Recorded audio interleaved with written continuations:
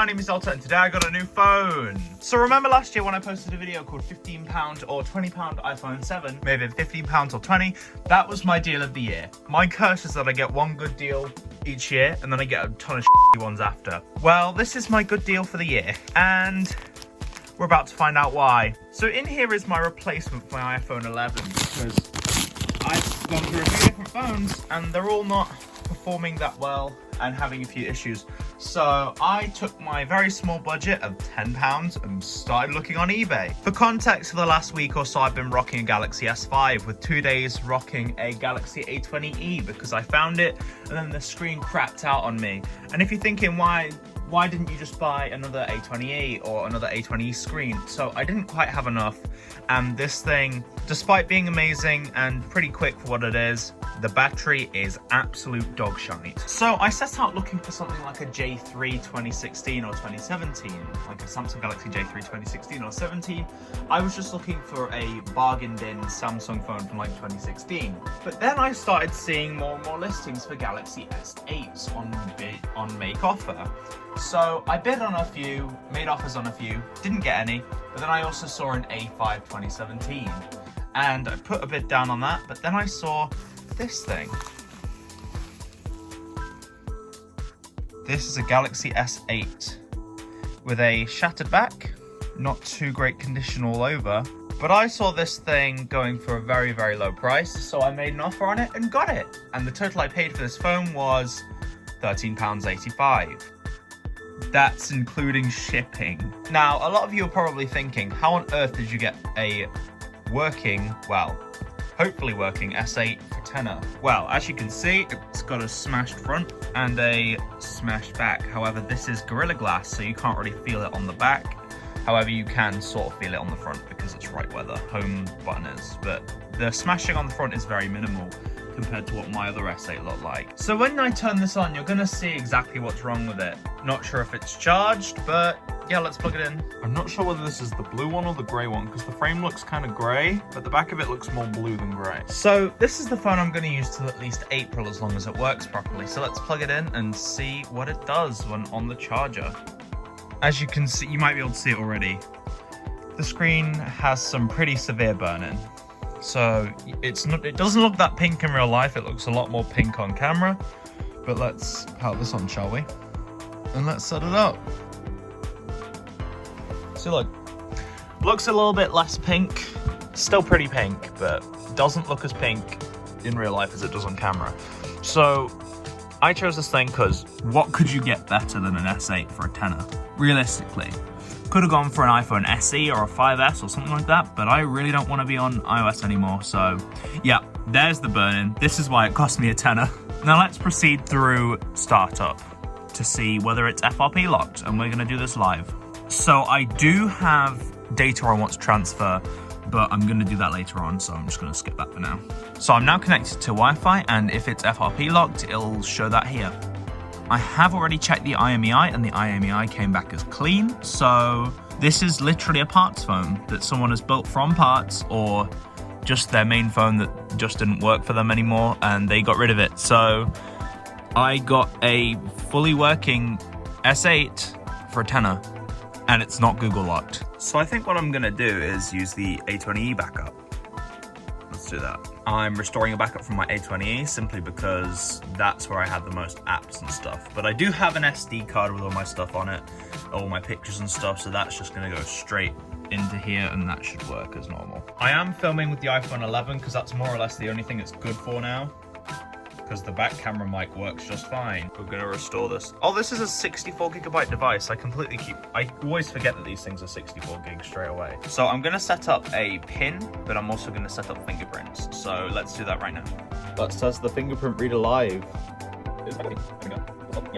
So I've already made an S8 before and that thing was all right. So let's continue setting this up. So the screen would be enough to put a lot of people off, but quite honestly, I don't care because I listen to more podcasts than I watch videos. So the burn-in really doesn't affect me that much. So yep, let's do this.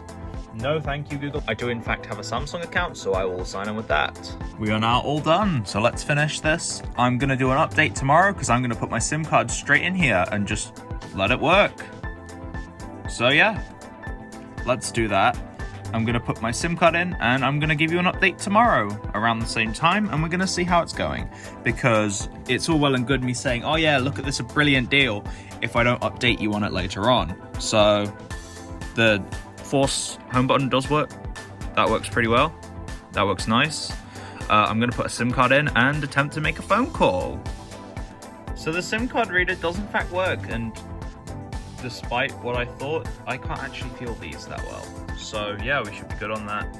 And I'm gonna go make a phone call, see if this works. So it's about an hour later. This still looks very, very pink on video, despite it not being that pink in real life. And the battery has not gone down that much. It was on like 80% when I first got it, and it was just fully charged almost. And I was just downloading a bunch of apps, setting everything up. And at first the battery life was pretty bad, but now everything's set up, it's gone down about 5% in the last half an hour. So I think that should be good. Not quite sure how long that'll last in real life testing, but it lasts longer than this thing. This thing would be down to 20% by now. So yeah. So I'm gonna update you tomorrow with how it's been, but I'm pretty happy with it at the moment. So it's been 2 days. I have fully moved into this phone. I've got my always on display on. I haven't done anything with a case yet, but I'm planning on getting a case. This thing has been doing really, really well. It's really quick for everything I want to do with it. Like, it does everything that my iPhone 11 does, except a little bit faster. I've worked out that the battery health is between 90 and 95%, which means I get a nice all-day battery life if I really try, but it usually lasts for about 6 or 7 hours on a charge normally. But doing heavy tasks can drive it down a little bit. But the battery is very similar to my A20e, and quite honestly, if you guys find a good deal on a Galaxy S8 with an uncracked screen or one with burn-in, like, I pay around 100 to 120 for one of these, because although they're really nice, the S9s aren't that much more expensive, and if you're on a slightly bigger budget, I'd suggest going for an S10, but the S8 still pretty solid. I'm just going to do a little camera test so you can see what the camera looks like. Hello everyone, my name is Delta, and this is a camera test of the Galaxy S8. This is my iPhone 11. It's kind of doo-doo, and it's just landed there, but this camera, nice frame rate, all very nice, all very nice. So I'm now going to do a front-facing camera test. Hello everyone, my name is Delta, and this is a front-facing camera test of the Galaxy S8. It doesn't really look quite as nice as my iPhone 11, but then again, it's a few years older, so that's to be expected. I am very much enjoying the edge screen, and what was that I just did with my head?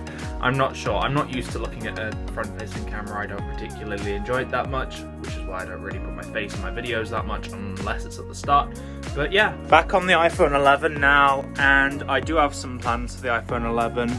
I'm going to try resetting it, updating it, and using it as a camera for a bit, because 2 lenses, always nice. It's still water resistant, so I can use it in water to get a secondary shot, but I am not putting my SIM card back in here because this thing has basically just single-handedly destroyed the iPhone 11, even though it's older. On my birthday, I do plan on getting a Galaxy S10 or an S10 Plus or a Note 9, I'm not sure, but this is just to tide me over till then because I quite like my water resistance. Either way, I'll probably make another video on this thing in about 2 to 3 months after it's been my daily driver for a while, or maybe I'll make another video on it when I upgrade to the S10, so I can tell you what my experience was like for the entire time I had it. But for now, that's about it for this one, guys, and I will see you next time. Bye-bye!